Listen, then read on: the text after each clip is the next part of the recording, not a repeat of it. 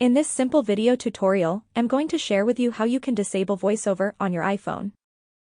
If you enable the VoiceOver option and you have failed to disable it off, make sure you watch this video until the very end to know how this really works. Right here my VoiceOver option is enabled. On the settings page, tap onto accessibility. Accessibility.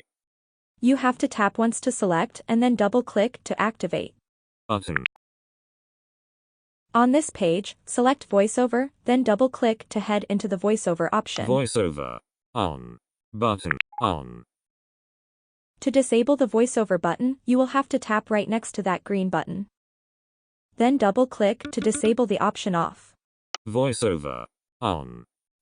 VoiceOver off. That's how easy it is to disable VoiceOver on your iPhone. If you have any questions, just let me know in the comments section down below.